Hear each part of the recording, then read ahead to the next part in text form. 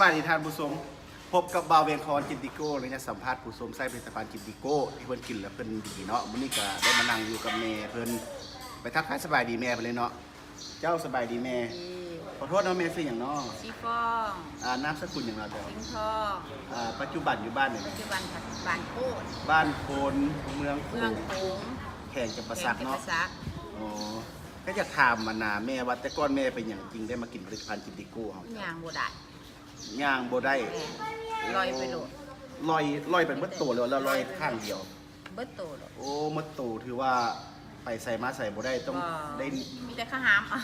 โอ้เขาหามเอาไปของน้ำมันก็บ่ได้เลยเนาะได้หามไป แล้ว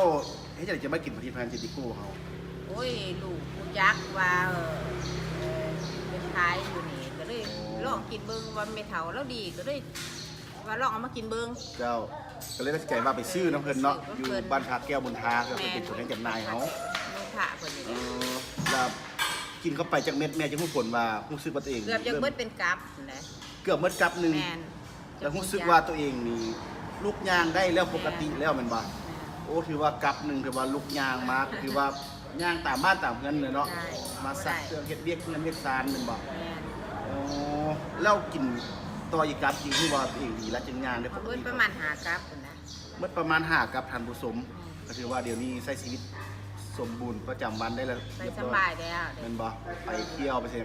ได้ไปแล้วแม่นบ่ ไปเบิดแล้ว โอ้ถือว่าอาการที่ว่าร้อยเขาปกติแล้วเนาะเดี๋ยวนี้เนาะ จ้ะ ถือว่าหากับทันผู้ชมเฮ็ดให้เพิ่นได้ชีวิตใหม่ไปมาสะดวกเลยบ่เป็นภาระให้ลูกหลานเป็นตะกี้แล้วแต่ก่อนก็แม่นต้องได้โจมแล้วหยังกันเนาะต้องเป็นอย่างแรกเนาะ หาม ห้าม3 เดือนได้ห้ามกัน ถือว่าเดี๋ยวนี้ก็โอ้ดีใจน้ำแม่ละถือว่าสุขภาพแข็งแรงเนาะบ่เจ็บบ่หยังละก็อยากให้แม่ฝากถึงทางผู้ชมทางบ้านเนี่ยที่ว่าเป็นอาการที่แม่อยากให้มาใช้ผลิตภัณฑ์จินิโก้เฮาครับขอเสริมแม่ ปากเกิงพี่น้องเขาเด้อยักยาตัวนี้ดีเป็น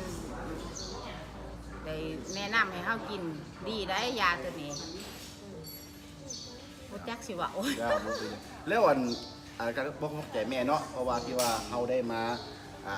ลงมาหาแม่มาสอบถามเพราะว่าเฮาบ่ได้มาซื้อจ้างแม่เนาะอันนี้คือว่าแม่เพิ่นกินแล้วเห็นผลแท้ก็คือ